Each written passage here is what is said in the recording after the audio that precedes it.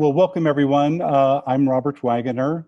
What I want to talk about today is the 4 stages of creativity in lucid dreams. I've been a lucid dreamer since 1975. That's when I first taught myself, kind of created a technique and kind of taught myself how to become consciously aware in the dream state. And so what I want to do is kind of go through how there's, as I see it, 4 stages of lucid dreaming. And if you understand this, it can help you as you progress as a lucid dreamer. So let me just begin here. So again, I'm sure virtually everyone knows this, but just to be sure, here's the APA dictionary definition of a lucid dream. A dream in which the sleeper is aware that he or she is dreaming and may be able to influence the progress of the dream narrative. So that's what a lucid dream is, according to the American Psychological Association.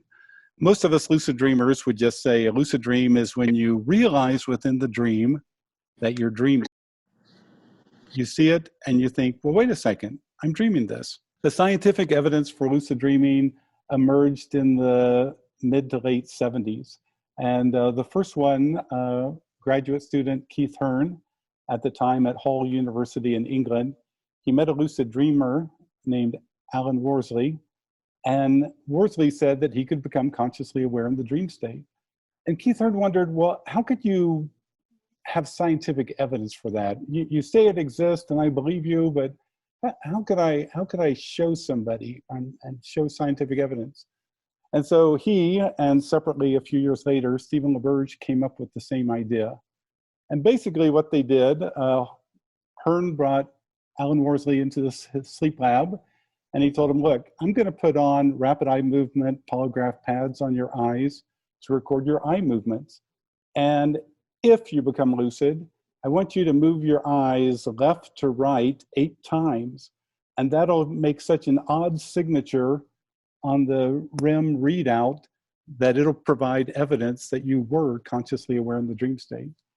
And so I borrowed this one from a paper that LaBerge did back in 2000, but you can see a number of places where the person is signaling, and the LOC and ROC mean left ocular and right ocular. They're signaling with their eyes, I'm lucidly aware. Then later they signal, I'm beginning the experiment. Then later they might signal, I'm ending the experiment. And then they might signal they're going to wake up, and they wake up. So this is how the eye signal verification technique became accepted and how lucid dreaming became accepted. Because for thousands of years, people have talked about lucid dreaming, but it wasn't until this evidence came out in 1980 that people began to understand that it could be validated. Another beautiful part of it is that since that time, psychology is so invested in neurophysiology that there's been various studies. And here's a wonderful one done by Ursula Voss and J. Allen Hobson and others, where they used a 19-channel EEG skull cap on lucid dreamers and brought them into the sleep lab. And so this EEG is measuring brainwave activity. And so in that little graph you see there, the top with the head all red, that's the person when they're awake and aware. And so the top part of their brain, the cerebral cortex, is very active. Now the bottom is the same person. See how blue it is? It's the same person, but they're in a normal dream. They're in a normal dream dreaming. And you can see how it's quite blue. So there's very little, not so much activity in the dream state. But what happens when they become lucid? And that's that middle image.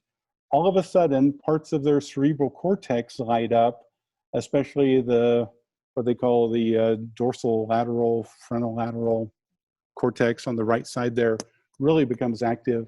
And these are the parts of the brain that are associated with self-perception, self-assessment, deciding what you want to do, and that kind of thing. And so because of that, they called lucid dreaming a hybrid state of consciousness. And the reason they're saying that is because the dreaming brain is active and also parts of the conscious brain have suddenly come online. So it's kind of a hybrid state of consciousness. Now, one interesting analogy that I like to get to is this of gaming and lucid dreaming. And so one of the big virtual reality games now is Fortnite. And so when you think about gaming, you can really get totally into this. You and maybe 20 of your other friends are in the game and you're fighting the bad guys or killing the zombies or whatever it is you're doing. But you can get totally immersed in this virtual reality. But all that time, a part of you knows this virtual reality has been coded by a programmer. I'm inside a computer program. And these characters can only do so much, only what they're programmed to do. And so you know that you're in a virtual reality, but it's a coded virtual reality. And so my question for all of you is, who codes the lucid dream? Who codes the lucid dream? So let's get into that a little bit. There's a wonderful guy, Brian Hearne. He's written a book on wilds or wake-initiated lucid dreams. And he sent this lucid dream into a magazine that I co-edit with my friend Lucy Gillis up in Vancouver, British Columbia. And so that night, he had been watching a TV show, documentary about animal migration and about how animals migrate so far. And so later that night, he's falling asleep. He does a wake-initiated lucid dream to allow himself to help him become lucidly aware. And the first thing he does in the lucid dream, he starts thinking, well, why is it that animals migrate so far? And so he asks in the lucid dream, why do turtles travel so far, so very far in their migrations compared to other animals? So why do turtles travel so very far in their migrations compared to other animals? And he said, suddenly, in that moment, he sees on the table in front of him a map, like an older map of the Earth when it was one continent. And so some geologists have hypothesized that hundreds and hundreds of millions of years ago, the Earth had one continent, and they called it, I think they call it Pangea. But all of a sudden, this is what Brian Hearne sees in front of him. And what he sees a little turtle swim across the bay, lay its eggs, and then swim back across the bay. And then as he watches in the lucid dream, that one continent begins to break apart. And now that little turtle is swimming across the bay that's now 300 miles. But he's swimming to lay his eggs, and then he swims back. And then he watches, and the continents begin to get even further apart. And now that turtle is swimming 600, 800, 900 miles, until finally the map stops into the continents that we have now and how they're spaced. And now he can see that that turtle is swimming to its ancestral egg-laying grounds. But the ancestral egg-laying grounds have now moved 1,500, 2,000 miles away. And as he sits there, deep in amazement, he asks him, he says, there were no words to this series of images, just the images themselves that appeared to be self-explanatory. And to this day, I still don't know if this revelation is actually correct or not, but it certainly was a completely unexpected plus very startling result at the time. So please mute your mics if you would. So anyway, here we go. Who codes the lucid dream? Brian Hearne just asked the question. He was deeply immersed in this virtual reality of the lucid dream and asked the question. So who codes the lucid dream? So when we think about the various levels of consciousness, normally we just bring it down to consciousness, subconscious, and the unconscious. So I was at a workshop and someone asked me, well, help me understand that. And I said, okay, you're conscious of this PowerPoint, you're conscious of this talk, but you're subconsciously aware of your feet's pressure on the floor or your rear on the chair or whatever. You're subconsciously aware of that. But now that I brought your attention to it, you're consciously aware of that pressure. And you're unconsciously aware of your second grade teacher. My second grade teacher was Mrs. Miller. I guess the other kids called her Killer Miller, but I just remember Mrs. Miller. And so in our unconscious, we have these memories and other things that exist there. But what I'm trying to get across here is all these levels exist simultaneously in the waking state. But if you shift your focus, then you can acknowledge that these levels exist. And as you bring your focus of awareness onto that level, then suddenly you go, oh yeah, I'm unconsciously aware of that, but now that you bring it up, I'm consciously aware of that. And so that brings me to the first stage of creativity.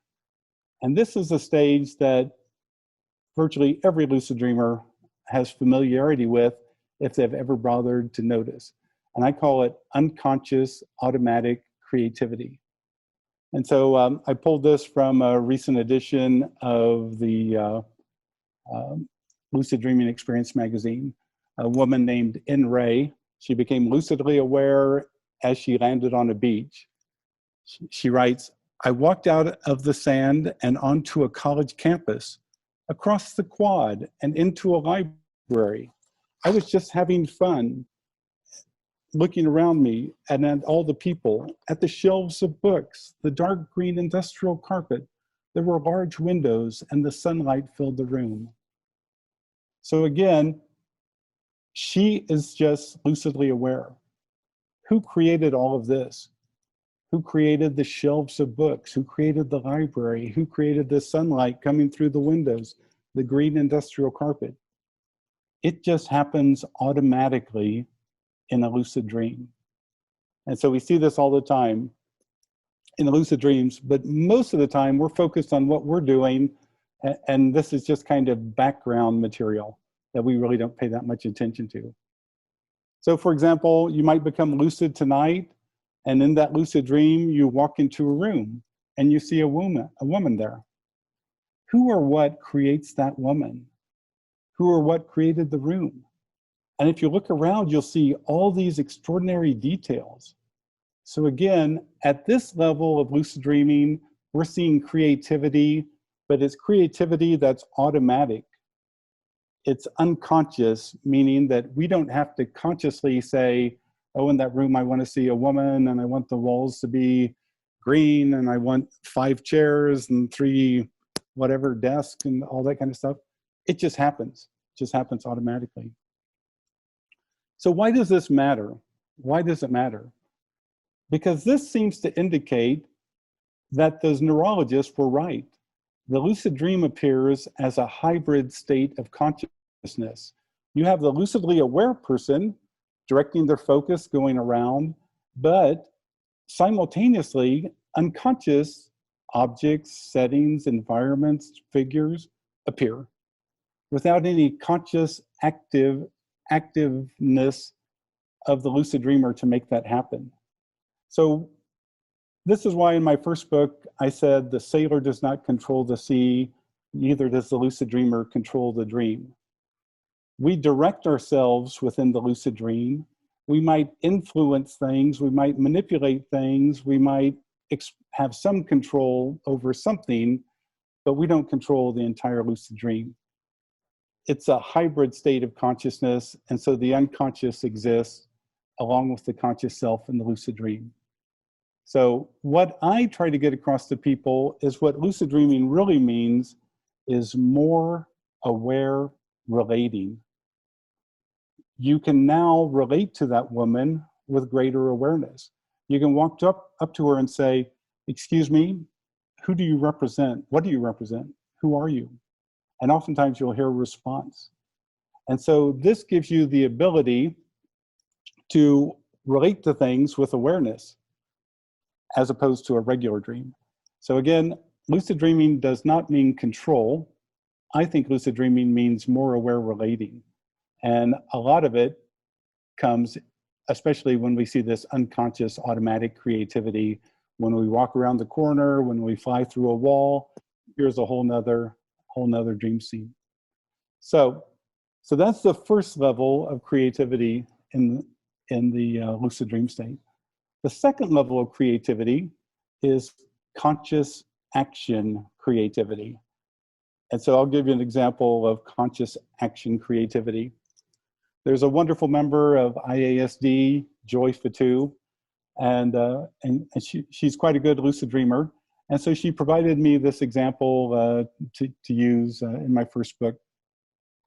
She had been hearing about Buddhist dream yoga and reading a book by Tenzin Wangyal Rinpoche, The Tibetan Yogas of Dreams and Sleep. And part of the Tibetan Buddhist dream yoga tradition involves changing the environment. So if you see a lot of trees, make a lot of trees disappear until there's just one.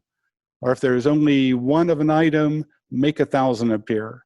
Or if something's really small, make it huge. Or if something's huge, make it small. So in this way, in this kind of dream yoga practice, you learn how to manipulate things, how to make things happen. And so this is what Joy Fatu did. She became lucidly aware. She remembered that she wanted to try to do some of these Buddhist dream yoga practices, and she saw a nearby vase that had a flower in it. And so lucidly aware, she wished to create more flowers in the flower vase. And so at first, she just wanted it to happen, and nothing happened. And then she said she jumped up onto the couch that she was on and started jumping up and down, insisting that a flower appear. And with each jump, a new flower appeared. And so that's how she created a vase full of flowers. Every time she jumped, insisting for a new flower to appear, it happened. So this is where you see conscious action creativity. You're creating, your conscious activity is helping the creation occur. But did her mind decide exactly what flower would appear and what color it would and how many leaves it would have or how many petals? No. But she was able to consciously create these things. A lot of times you'll go to forums and all where lucid dreamers are active, and you'll see some young guy talking about some amazing lucid dream he had. And oftentimes the lucid dreams are like this. Oh, I became lucidly aware, and I looked around and I saw my garage, and then I thought, wow, wouldn't it be cool to have a red Ferrari? And so I told myself, when I open that garage door, I'm going to see a red Ferrari. And I open the garage door, and there's a red Ferrari, and it's a convertible, and I jump in, and the leather feels just like leather, and all the instruments look exactly like they should. It's incredible. The red Ferrari appeared. So what you learn from these kind of experiences is that this doesn't always work, but much of the time it does. And I think the reason it does is because of what I call the reality creating principles of, I have them as acronyms, BEFIW. B stands for belief. If you believe that when you go into that next room, you'll see a red Ferrari, and you truly believe it, there's a very high chance there'll be a red Ferrari there. If you expect it, there's a very high chance it'll be there. If you focus, and focus is another thing, whatever you're focused on, you're likely to create in the lucid dream. And then I stands for intent. If you intend something to occur, if you intend that Ferrari to start levitating, you can intend it to levitate. And W stands for will, which is kind of a supercharged version of intent. But in any case, this is how lucid dreamers learn to consciously act to create. They use their beliefs, their expectations, their focus, intent, their will to make things happen. And so that's kind of the second level of creativity in a lucid dream. But how does this explain Brian Hearne's lucid dream? So he becomes lucidly aware. He wonders, why do sea turtles migrate so far? Suddenly he sees this map of Pangaea in front of him, one continent of the Earth, sees the turtle swim across the bay. Then the continents start to break apart, and the turtle now is swimming further and further until it ends up swimming 1,500 miles. How do we explain that? Because that really doesn't connect with belief or expectation or focus. He had a focus on the issue, so that's why the issue came up, but he didn't have a focus on this exact answer. And his intent and will aren't really involved here either. So that's why I always tell people we need to add X, this unknown quantity, to the reality creating principles of lucid dreaming. And the X is what I call one's larger awareness. So once you throw the larger awareness in there, then you can begin to explain these things. So the third stage of lucid dream creativity is your larger awareness, working in the lucid dream to help the creativity happen. So here's how this happens, and I'll show you. So in 1985, I taught myself how to lucid dream in 1975 when I was a junior in high school. And then it was about 5 years later, the evidence came out. And it was in 1985, I was part of a lucid dream study group that every month we had a goal to achieve. And this study group went on for 3 years. So in 1985, the goal of that lucid dream was to find out what the dream figures in your lucid dream represent. And so what happened to me, I followed a woman into an office. I was lucidly aware, and now I see 3 women, and there's a gentleman in a 3-piece suit, and I remember the goal. And so I walk up to the gentleman, and I just ask him, "Excuse me, what do you represent?" And instead of the gentleman responding, a voice boomed out a partial response from above him. And it didn't make sense. And so I looked up into the sky and I said, blah, blah, blah, what? And then it boomed out a full response and explained what this gentleman represented. And I thought, okay, I've done the task. I got to wake up and write this down. But the next day I began to wonder, why didn't the dream figure respond? Why did a non-visible voice respond to my question?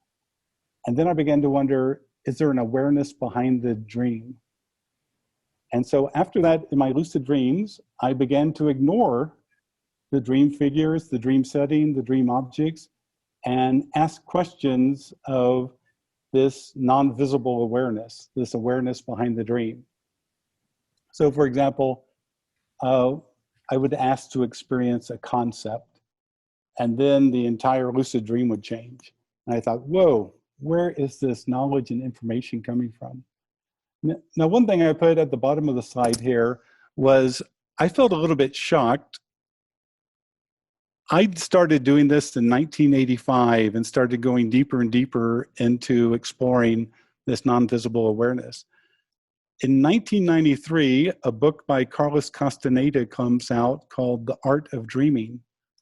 And in that book, he asked his shamanic teacher, Don Juan, who is this voice that responds to my questions when I'm in the lucid dream state? And his shamanic teacher, Don Juan, said, I call that the dreaming emissary. It will always tell you the truth with whatever question you ask. But he said, if you were a good shaman, you should know better and wouldn't even need to ask. But in any case, the reason I bring this up is a lot of people said they thought Carlos Castaneda was a total fraud and that he just looked through other books and brought in examples and made up these fictional narratives and all. But back in 1993, no one was talking about the awareness behind the dream. Just literally no one, even though there were a fair number of us who realized that there was an awareness behind the dream, that it did sometimes respond by vocalizations, a response to a question, And sometimes it responded by showing a dream object or changing the entire lucid dream environment. So here was an example of my niece, Jane. One time I was home for the holidays and I asked her, have you ever had any lucid dreams? And she told me, oh, you know, maybe 10 or 15. And she said, but they don't mean anything. And I said, what do you mean they don't mean anything? What do you do in your lucid dreams? She goes, oh, if I'm in a poor part of town or a bad part of town, I'll just paint up all the buildings and bring in flowers and stuff in my lucid dreams. And so it kind of surprised me that she was a dream decorator in her lucid dreams. So I told her, I said, look, if you want to find out if lucid dreams have meaning, then this is what you have to do. In your next lucid dream, just ignore the dream figures and shout out to your unconscious mind or the larger awareness, hey, dream, show me something important for me to see. And so about a month later, she said that she was being chased by a lion in Kansas City. She ran behind a rock. The lion was jumping over the rock, and then it occurred to her, lions don't run free in Kansas City. This must be a dream. And so she said she stood up, she pointed at the lion, she says, don't you dare. It froze in midair. And then she remembered this issue, show me something important for me to see. And that's when a blue hall appears. As soon as she makes this request, show me something important for me to see, a blue hallway appears. At the end of it is a white-haired lady. She goes down to talk to the white-haired lady, and the white-haired lady is her great-grandmother who passed away when she was like 3 or 4 years old. And it was quite funny, their conversation. The great-grandmother says, Jane, you have such wonderful timing. And Jane says, what do you mean I have wonderful timing? And the great-grandmother replied, I get out of purgatory tomorrow.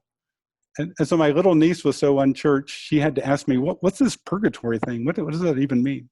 So they have a conversation, and at the very end of it, the great-grandmother says, I want you to tell your mom to remember the back room in my house.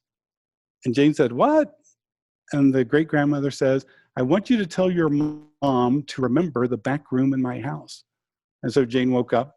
So she calls me up, she asked me, well, what do I do with that? And I said, you're the one who wanted to know if lucid dreams have meaning.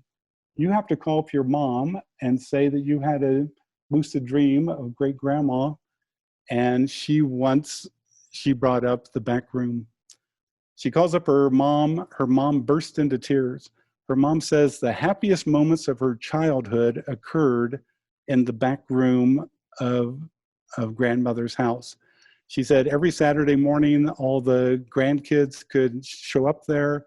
They could dress up as kings and queens and princesses, and there were no rules in the back room of grandma's house. She said those were the happiest moments of my childhood. So anyway, I'm bringing this up to suggest that Jane actually got information that was outside of her knowing. And there's grandma. So sometimes when you think about this larger awareness, and I've given talks on this and all, is sometimes people think of it as kind of just an echo chamber. It just kind of creates for you whatever you think might be appropriate or what might be, what might pass as an answer. But there's a lot of examples of the larger awareness refuting the premise of the request. So one of our presenters at this conference is Pascal Ortain, and she provided to my first book an example of that. She was doing a lucid dream goal with her forum, LD for All, and the goal was that month to find the beginning and end of the universe. So a very simple goal, as you can see. So she became lucidly aware. There was a mirror in front of her, and so she shouted out, show me the beginning and end of the universe. And suddenly she hears a non-visible voice reply, the universe has no beginning and has no end. The universe is an everlasting cycle. So what I want to point out here is this larger awareness did not just come up with some response. It refuted the basic premise of her request and offered an alternative explanation. There's another example, one that Ed Kellogg allowed me to use, and I'm sorry I don't have my book here that I could read it so I get it totally correct. But in the lucid dream, Ed Kellogg decided that he wanted to experience a superstring from modern physics. And as I recall, he shouted out, "Now by the power of Alcahest, let a superstring manifest." And suddenly he hears a non-visible voice, which replies something to the affair of that, "You do not seem ready for an event of this magnitude at this time, as you still seem too distracted." And Ed mentions that a woman in a bikini or a bathing suit was showed up nearby. And then the voice went on to tell him that to have this kind of experience requires a certain state of awareness, a certain kind of fortification to endure such an incredible state. And so at that point, Ed began to say, cancel, cancel, and kind of the energy of the request went away. But again, here, it basically told him, you do not seem ready for this experience. This experience seems too much at this time, but if you want to give it a try, you can give it a try later. And so again, what I'm trying to get across here is that there's this other level of creativity, this third level of creativity, where you access your larger awareness and you can see that it responds, and it seems more creative than you are, than you, the conscious ego, dreaming self within that dream. One reason I called that first book, Lucid Dreaming Gateway to the Inner Self, is I found a manuscript by Carl Jung, I think it was On the Nature of the Psyche from 1932. And in this manuscript, he gives the criteria for an inner ego or a second psychic system, assuming anyone could ever find it. And so there were things like judgment, memory, reflection, feeling, affectivity. And he went through all these characteristics, and in how the lucid dream responds to requests, you see all of these characteristics come to life. And you see that you're dealing with a second psychic system, which Carl Jung said would be of absolutely revolutionary significance if anyone could prove it. So for example, in that story of my niece, Jane, I ask her, well, Jane, why was that lucid dream of meeting your deceased great-grandmother important to you? And she told me, oh, you know why. And I said, no, I don't know why. Why was that important? She said, well, my father, ever since I was a child, had a physical disability. He had multiple sclerosis. And people constantly were telling me, oh, your dad will die soon. Your dad will die soon. And so her dad, even at the time of that lucid dream, was still alive. And so for 20 years, that's what she heard from her relatives. Oh, your dad will die soon. And so she said, I always wondered, what happens to people when they die? What happens to you when you die?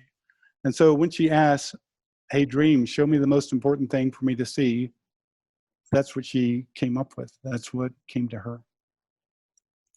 So that kind of brings us to the fourth level of creativity that you experience in lucid dreaming. A lot of us are familiar with unconscious automatic creativity, things happening around us. We open a door, now there's an office inside, open another door, there's a crib and whatever. It just happens automatically. You can even play with it sometimes. It's kind of fun to see how your creativity is always one step ahead of you. Then we're aware of conscious action creativity, where we make things happen. You know, we make a sailboat fly, or we make a red Ferrari appear, all that kind of wild and crazy stuff. And then there's this issue of the larger awareness. And so I think a lot of you have read Bob Haas's wonderful presentation. And a lot of that is interacting with this larger awareness. And you begin to see that its creativity seems so much greater than your own. it reminded me of a quote attributed to Pythagoras, where he stated that the soul was the self squared. And so sometimes that larger awareness seems like the self squared. It seems like it's, you know, that much of a factor different than the personal ego conscious self that we normally think of ourselves as. But finally, there's the fourth stage, which I think is really getting to the essence of creativity. And so I'm just going to kind of ease into this to kind of explain what this means here. So one time I found myself in a farmhouse in the South, sitting at a kitchen table. The farm wife put beans on my plate, and I thought, wait a second, I don't live in the farmhouse in the South. This is a dream. So I became lucidly aware. I felt some energy behind me, and I knew from Carl Jung's work that oftentimes the shadow would be in the shadow's place behind you. And so I turn around, and it's a lovely young Black woman smiling at me, and I pick her up, and I put her right in front of me, and I ask, who are you? Who are you? And she looks at me and replies, I am a discarded aspect of yourself. And so at that moment, I had to think, how do you respond to a discarded aspect of yourself? And so I thought, well, if she's been discarded, she wants to be accepted. And so from my heart, I just completely and utterly begin to accept her. And as I do this, she begins to shrink. She gets smaller and smaller. And then I just totally accept her, and she bursts into light. And these wisps of colored light come right into my body, right into my torso. And it gave me such a shock that I woke up. So what I want to bring out here is first, the unexpected element that occurred. I just accepted her. I didn't expect her to shrink and become a wisp of colored light. But in other lucid dreamers' accounts, and ones that I don't think I've ever read my book, and if everyone will please turn off their mics, great. Other people have had this same experience. They accepted the monster that was chasing them because they had been at church that Sunday and they heard love even those who hate you, and kind of a turn the cheek kind of message. And they accept the monster, and what happens? The monster explodes into colored light. And so what you begin to see here is unexpected aspects are happening here as I respond within the lucid dream, and one of them is light. And so light energy, especially when it came into me, seemed unexpected, seemed outside of my own creativity or asking the larger awareness. Also, I do want to mention that after the light entered my body, I woke up and energetically I felt different. And it was a week later, I was thinking, I knew I was still different. And I thought, how am I different? And I thought, oh, since that dream, every day I've been thinking, I should try to write that book on lucid dreaming, the project I discarded a year ago because it just seemed impossible. And suddenly when that realization hit me, then I went ahead and wrote my first book. So here's another example of getting towards the essence of creativity. A friend asked me, had I ever meditated in a lucid dream?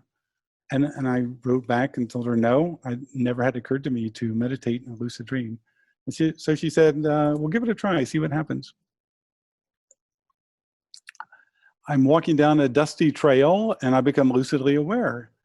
And all of a sudden I remember Linda had asked me to meditate in a lucid dream. And so I stopped on the trail, folded my legs in a half lotus position, and I began to empty my mind.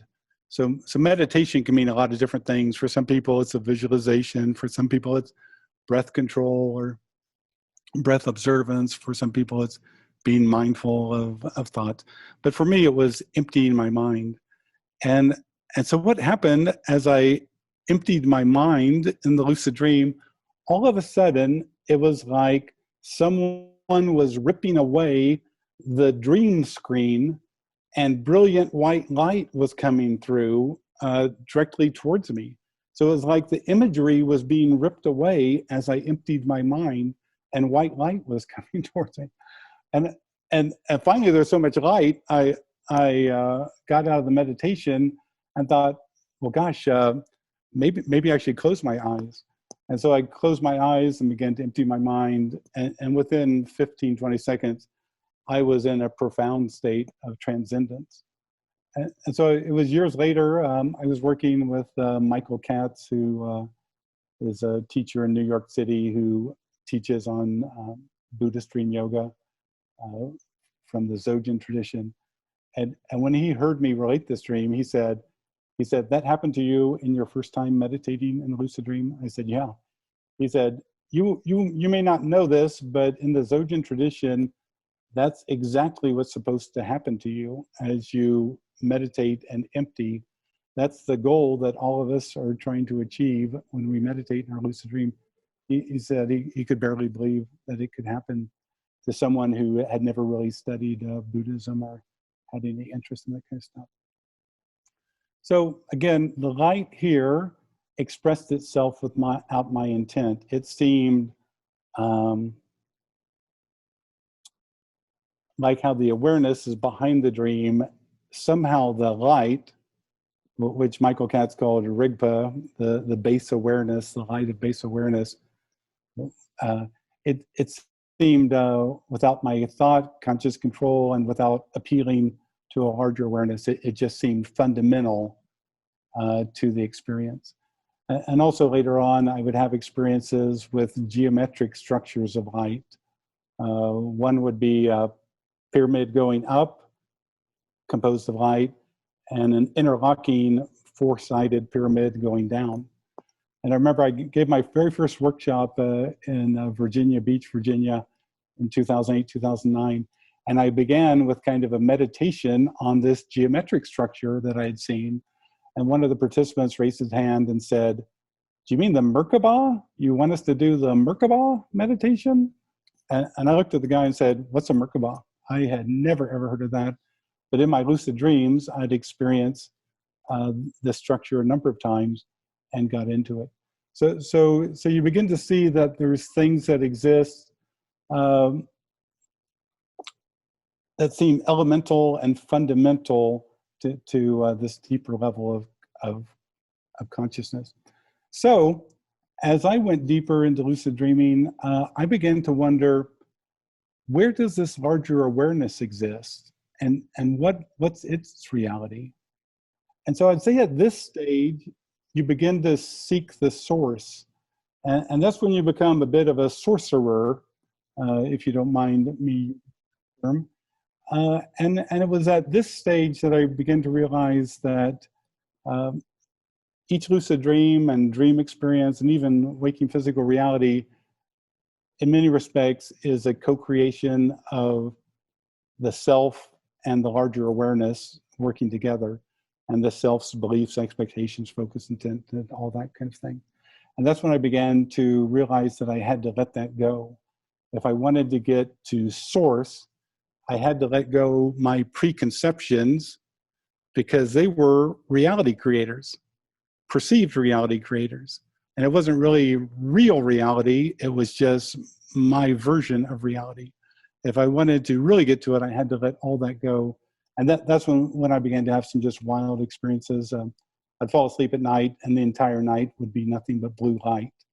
And so there'd no me, no action, no plot, no symbol, just blue light.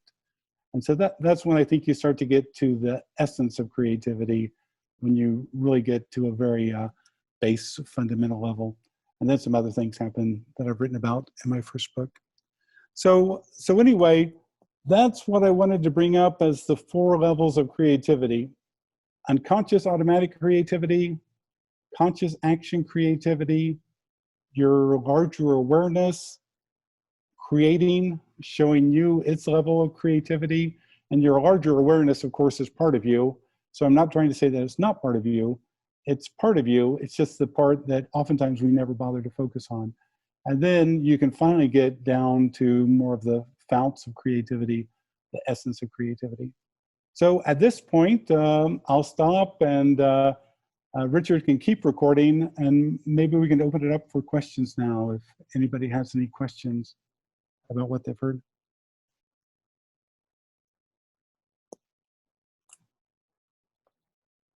So just start talking because... can you hear me? Yes, I can. Oh, okay, great. My computer said microphone issue. Thank you so much for a wonderful presentation. You're such a good teacher. I've seen you present before. I took your Lucid Dreaming course online with Robert Waggoner, with Ed Kellogg a year or two ago. But I am one of these people who has trouble getting lucid. In fact, I had, as you predicted might happen, I had a lucid dream a week after that conference.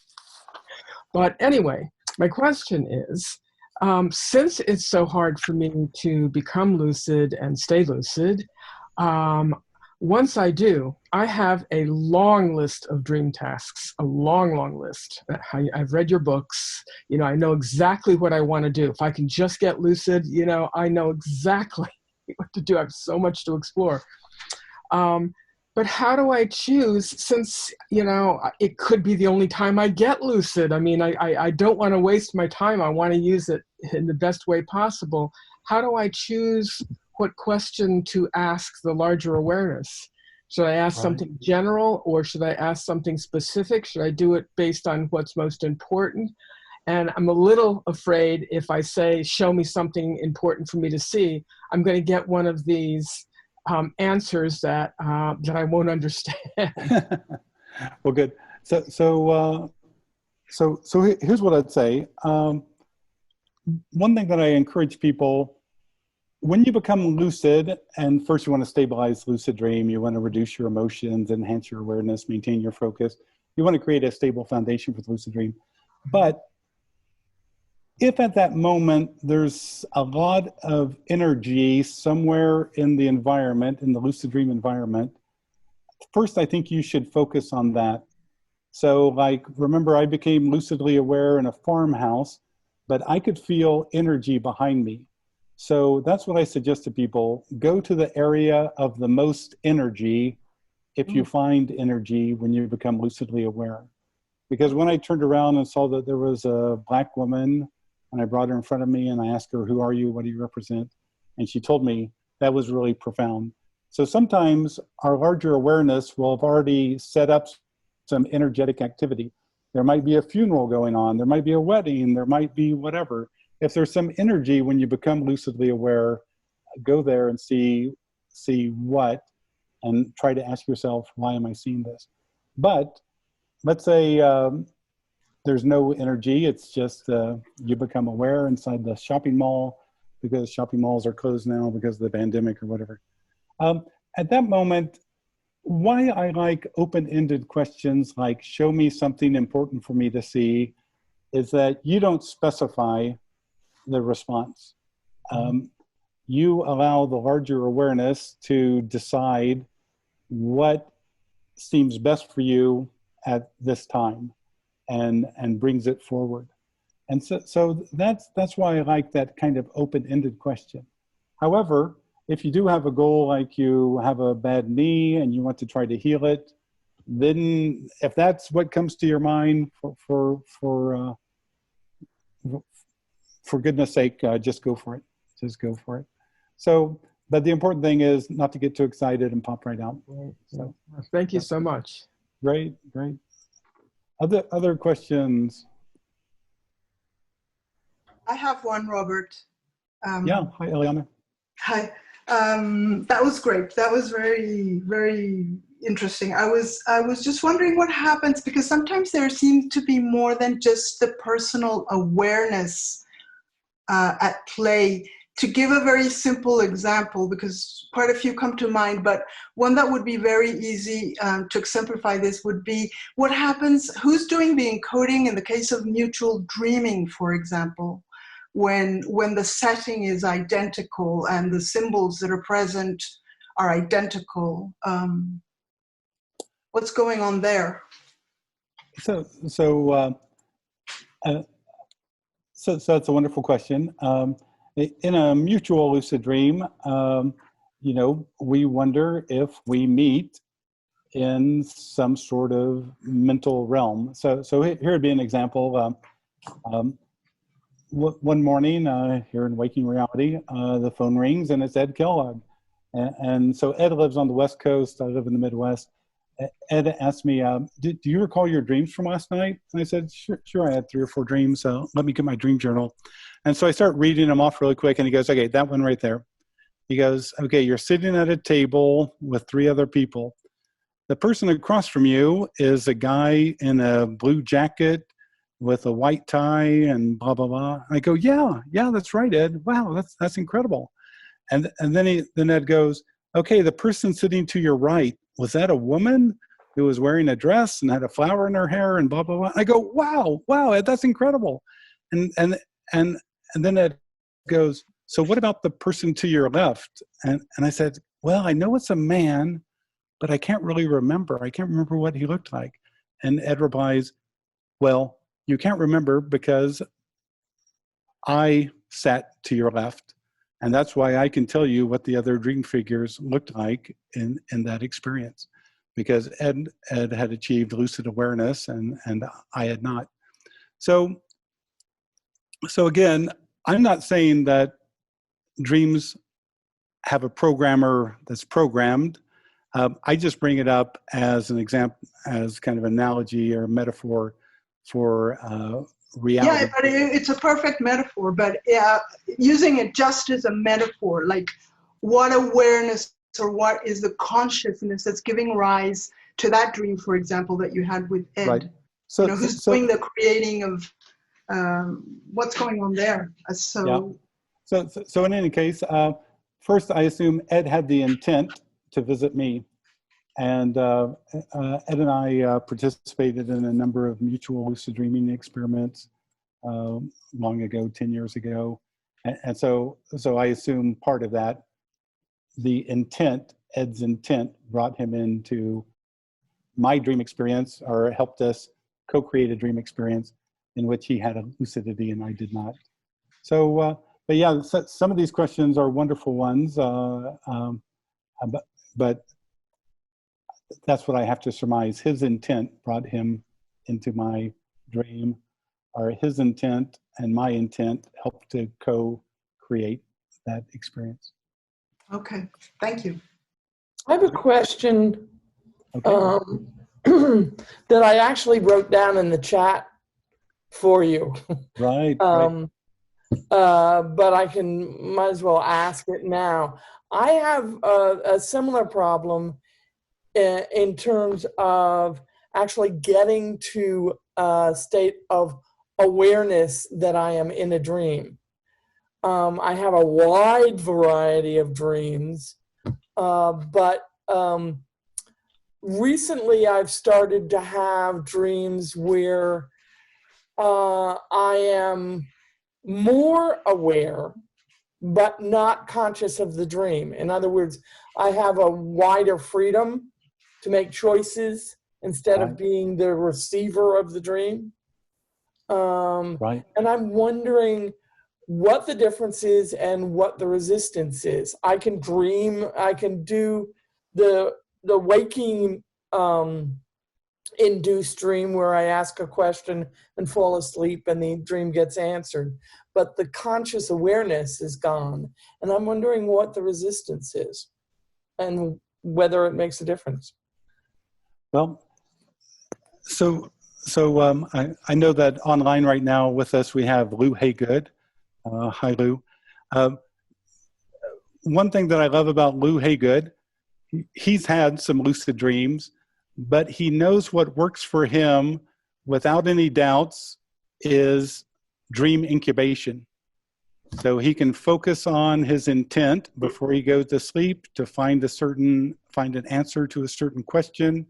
And that night he'll dream, oftentimes a symbolic response, sometimes a literal response that provides him the answer to that question. And so I call dream incubation lucid light. You know, just like yogurt light has, 50% less calories or whatever. you know, dream incubation works. And the reason it works is that your intent gets to the level of the dreaming, and then the dreaming provides a response, and you wake up with the response, and 4 times out of 5, you understand what it's all about. But what I do want to say, Lucy, relative to your experience, in lucid dreaming, we have levels of lucidity. And so you might have sub-lucid awareness, where you understand that something's not right.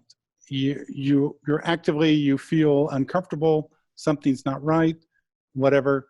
Or you might be semi-lucid, where you realize that, oh, Uncle Bill is here and he wants some more pie.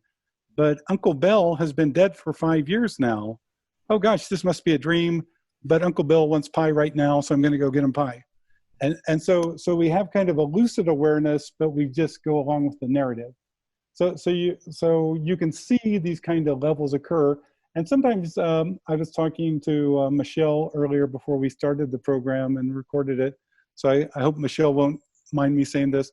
The other night she had a dream where she was talking to some women about lucid dreaming and about how, oh, she would love to have a lucid dream. And you know, she's going to a conference on lucid dreaming. And of course she's having this in the dream state. But she has enough awareness to bring that into the dream, along with these 2 women dream figures, but she doesn't just make that next step like, wait a second, I've never seen these women before in my life. Where am I? Oh, this is a dream. So again, Lucy, I think that's what's happening. You're getting more and more aware.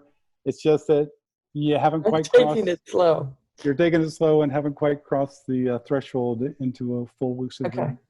So, thank you. Great. Yeah, I see someone raising their hand. What's your name, sir? My name is Abram. Hi, Abram. Yeah, please go ahead. Okay.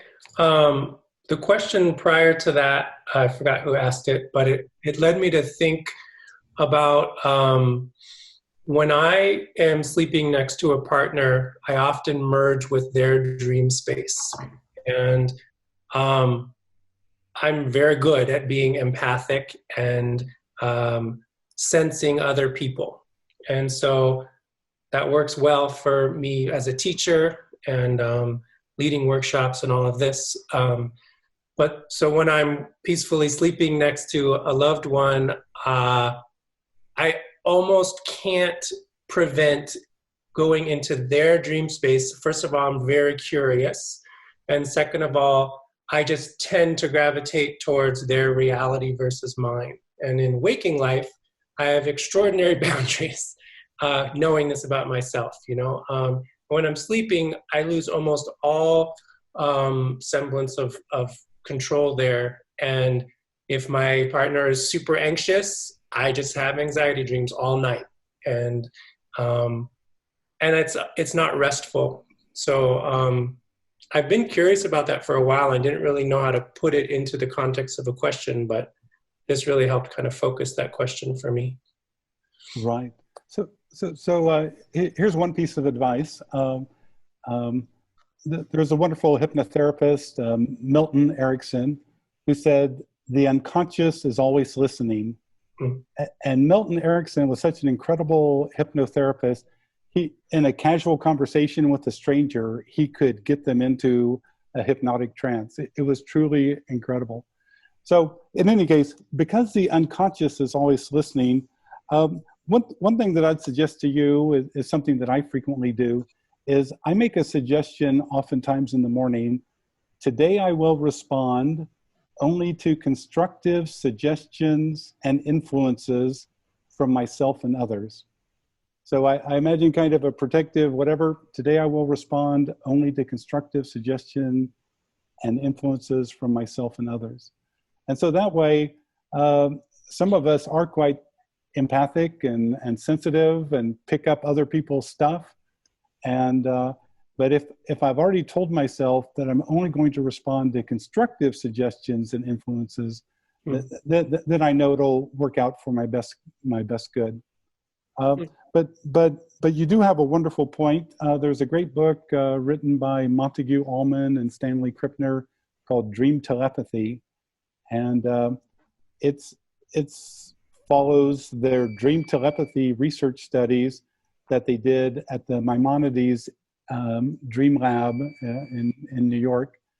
And the evidence for dream telepathy, I think, is quite profound. And I think you're a wonderful example, because when you get curious about somebody else's stuff, oftentimes that's when you start to dream about their stuff. I remember a friend of mine who I met at IASD. She lived in Holland and I lived here in the States. We decided to do dream telepathy experiments each week. So one week she'd be the sender, one week I'd be the sender. And we went back and forth and had just extraordinary results. But I'll tell you, one time we decided, could you send music in the dream state? And so I said, okay, you're first. You send the music and I'll try to dream of it. On the night of our experiment, the entire night, I heard nothing but this sick electronic rave music. I heard rave music all night, and I was so pissed off. When I woke up, I was just so pissed off. Anyway, and so I wrote her and said, you sent me electronic rave music. It's the same stupid 3 or 4 chords just over and over. That just blew my... Anyway, so next week it was my turn. And so I decided to Google search the Dutch national anthem, which everyone should Google search. It's really quite a musical work. Anyway, and so I'd focus on this YouTube of the Dutch national anthem while sending it to Suzanne, who was asleep in Holland. Her dream was this: she and her father walking to the football stadium, the soccer stadium, and she's thinking to herself, my father hates soccer. Why are we going to the soccer stadium? They walk through the gates, and what happens? The Dutch national anthem. And so you know, I don't know if music comes across better than other things, but I agree with you that some much more sensitive. And so picking up, and oftentimes I think it has to do with our level of curiosity, because in lucid dreaming, I've noticed when I've gotten curious about someone else's lucid dream, like they did this, and I thought, wow, can you really do that in a lucid dream? If I got curious, then within that week, I would have a lucid dream and do that experiment. And so it's like curiosity is this incredible force that enters our unconscious, our psyche, and then wants to express and show you, oh, here's the answer.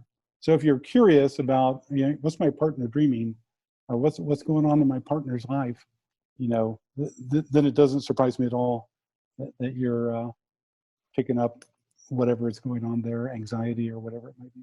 It seems like a really simple answer or fix, but what I heard you say is bringing a conscious awareness to that it's happening, because it's happening anyways. So if you can do it deliberately, so if I had someone to practice with, or if my partner, you know, was interested in that, then we could kind of guide the experience, and I wouldn't feel like afflicted by it. It would be more of a deliberate action, since it's already happening anyways. Right. Yeah. You don't want to feel afflicted, and that's why I suggest today I'll respond only to constructive suggestions and influences from myself and others, because sometimes if you're too empathic, it can feel like an affliction. But yeah, you practice. If you can find a friend. Online here, Martin asked, how did it work to do this kind of telepathic dreaming in different time zones? I thought it really went well, and I'll tell you why, because Suzanne was 6 hours away from me. So while I'm sleeping, she's getting up, having breakfast, and now she can focus on sending me electronic rave music. And while she's sleeping, it's the evening for me, and so I can focus on the Dutch national anthem or whatever. And so this kind of practice and finding, but I do want to say, Abram, if you do this kind of practice, do it with someone who has a head that you don't mind being inside of. Mm-hmm. Well, therein lies the entire difficult part, is finding someone truly that I feel safe with emotionally to merge in that way, and to to know that they have enough grounded awareness of themselves that it's not just going to be Medusa all of a sudden. Yeah. But I could handle Medusa for a minute, I guess. Yeah, I don't think it'll be Medusa, but you do want to be a little bit careful that the person has a good sense of balance and Yeah. you know a good moral compass and all this kind of stuff. So. Cool. That'd be something great to reach out for. Thanks, Robert. Okay, thanks, Abram. I see that Heather put on the chat room that she's experienced shared dreams as long as she remembers. Proximity is a factor, as is emotional connection. Thanks for the conversation and practical and playful ways of engaging. Thanks, Heather. Other questions? Yes, Robert, I have a question. I'm over here, Lisa. Sure. Hi there. Like others, I'm not much of a lucid dreamer, but years ago I ran into somebody who was, and she said she could change the scene by blinking in a lucid dream. So that night I had a rare lucid dream, and I remembered her saying that. So I decided to blink, and I ended up in complete darkness. And I got so scared I woke up because I hadn't heard about the void. So I'm wondering, with this presentation, what is this darkness in the awareness as compared to, you know, this creativity, or does it fit together? Right. You know, that's a wonderful question. Thank you. So let's just think about lucid dreaming for a second. There's 3 or 4 ways that you wake from a lucid dream. For most of us, we just tell ourselves, wake up, and we wake up in physical reality and write down our lucid dream. The second thing that happens is sometimes we have what people call a false awakening. So here's what happens, here's what's going on. We see that the lucid dream is coming to an end. It's getting shaky, we're too emotional or whatever. We know, we expect it's going to end, and then it ends. And we roll over in bed and we start to write down our lucid dream, but we see, wait a second, the lucid dream has already been written down. Who wrote it down? And that's when you realize you're having a false awakening. And the reason a false awakening happens is because of those reality creating principles. You know what the end of a lucid dream looks like, and when it's coming to an end, you expect it to end, and by expecting it, you create the continuation. You create the waking up and getting out of bed and walking into the hallway and having a pink carpet and thinking, when did we get a pink carpet? So that's how false awakening. So you either wake up in bed, you have false awakening. The other thing that happens sometimes is the lucid dream is coming to an end, and then there's blackness. It's kind of a sparkling blackness. It's kind of a little bit similar to an old-fashioned TV that wasn't on the proper channel, that was on no channel. So it's kind of this sparkling phosphorescent blackness, or sometimes people call it the void, sometimes people call it the gray state. And so here's the thing. If you hang on in this state, this gray state, this void state, you keep your awareness alive. Some people, I think like Ed Kellogg says, he'll grab his other wrist. Even though he can't see it in the void, he can feel it, and that maintains his conscious awareness. So if you hang out there long enough, all of a sudden, you'll watch the birth of a dream, of a lucid dream. So a bush will appear there, a tree there, a hillside there, a house there, and all of a sudden you realize why rapid eye movement's occurring. These symbols are appearing here and there, and your eyes are beginning to watch. And so you watch the very first seconds of a dream experience, and if you stay with it, then you'll have a whole dream, lucid dream around you, and you're lucidly aware. But like you point out, most people, when they have the visuals come to an end, they don't know what that state is, and so they tell themselves to wake up, and they wake up. So that's what we call the void state. If you hang out, you'll watch the birth of a new lucid dream. Okay, thank you. Sure. Okay. I have a question. Yeah, please go ahead. Gosh, two questions actually. Just wanted to clarify, when you were doing the thing with the music and you were sending the Dutch national anthem to your friend, were you awake doing that? When you awake state, when you were doing the sending? Right. Yes. Yeah. So I'm awake. And so if you're a sender, here's what I would suggest is a good approach for sending. I actually own the website dreamtelepathy.com where I share these ideas. So most of us are very good at focusing for 1 or 2 minutes. So I'd tell you to focus on what you're sending for about 1 minute. You know, you can play with it, think about it, whatever, focus on it. Or if it's something on YouTube, focus on that. Then an hour later, come back to it, focus on it for a minute. An hour later, come back, focus on it for a minute. So what you're trying to do is have an intense, sharp focus. And since most of us can do that for a minute, that's what I suggest doing. And so I do that 4 or 5 times. I would assume that Suzanne's getting it. And then I would just see what her dream report was in the morning. Okay, that's great clarification. Thank you. I have a second question, if I could. Yeah, please. Okay, so I'm curious what your thoughts are on this. When often when I dream, I'm in the dream.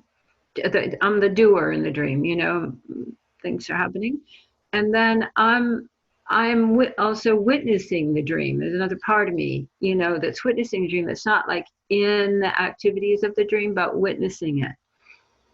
And then there's a third one that I wouldn't necessarily call me, because it's, I don't know if detached is the right word, but has a much broader view. Right. And so the theme is often that the me in the dream doing something is doing something that I potentially want to change, but the dreamer, the one doing, isn't aware that they're in it and how to change it. And then there's the me witnessing it, who is aware that of this. And then the third one is giving information and unraveling the pattern of behavior or whatever it is, so that it becomes clear. And then there's just this great sense of whatever it is, just sort of peace, like there's been a great sense of resolution. Right. And What's that? so that's kind of common for me, and I don't know how you describe that in terms of lucidity. Right. Yeah. So everyone needs to mute their mics. But to answer your question, Heather, here's what I would say. So in most lucid dreams, we recognize the dreaming me going around looking for the red Ferrari, whatever.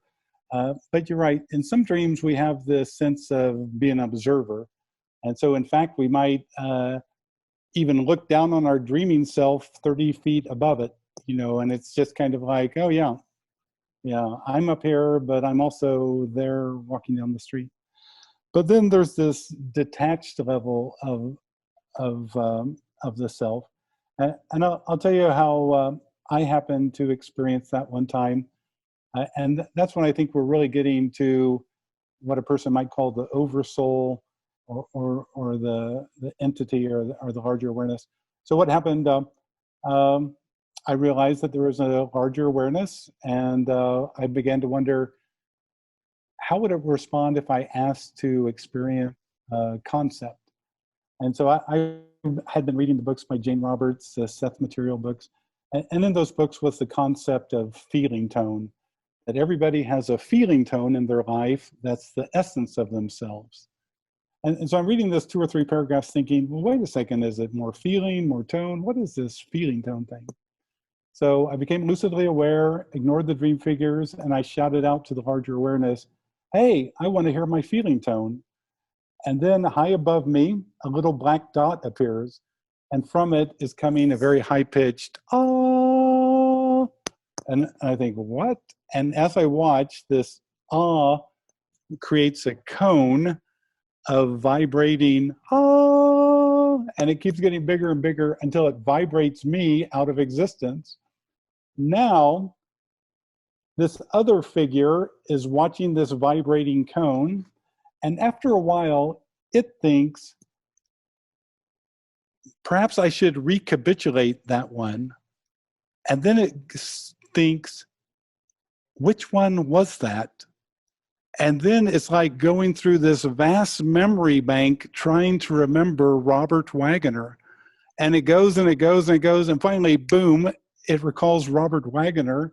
And at that moment, I'm lucidly aware outside of the house that I'm sleeping in. My fingers, my thumb and finger are in glowing gold from within. They were in a mudra. At the time, I don't even think I knew what a mudra was. And I thought, what just happened to me? And I thought, oh, it was that ah sound. And I thought, whoa, not going back there. But so the detached part of the self, I think, is that one who is aware of all the many petals of the self.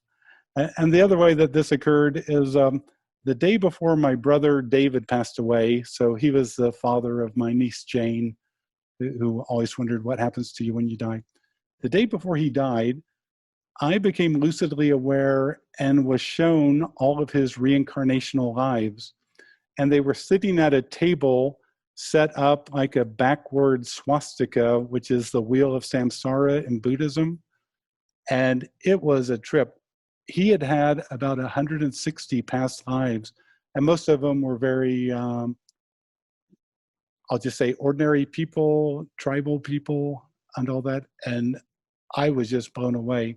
So what I think this detached thing is kind of your,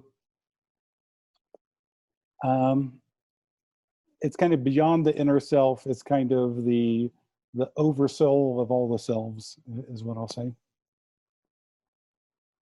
But in a lucid dream, I hope you explore that, and maybe you can call out and get a personal firsthand tour and give me a better explanation than that. So, oh, good, good. Other things that come to mind? Other questions from anyone? Robert, I have a question. Do you think the increased awareness of lucid dreaming is indicating something happening on a conscious level worldwide in our reality? You know, Bob, that's a great question. I think it does. I think it does. I think it's interesting when I look at things that as augmented reality software programs and virtual reality software programs come into their infancy, what's happening at the exact same time? The validation of lucid dreaming after lucid dreaming has been talked about for 2, 3, 4, 5,000 years in various religious, spiritual, and shamanic traditions. And so I think these two things are coming together because they're asking us to question, once again, the true nature of reality. How is reality created? And if reality is a creation of the mind, then what's the real reality of the mind? What is not created? What is uncreated? What, you know, like a Zen koan, what's the original face? And so that's why I think that's a wonderful question. I think we're being asked to look into that. And I think we're probably going to have events occur in the next year or two that'll really make us hope that someone hurries up and comes up with a great response to that, because I think we have a lot to look forward to in terms of world and national events. So.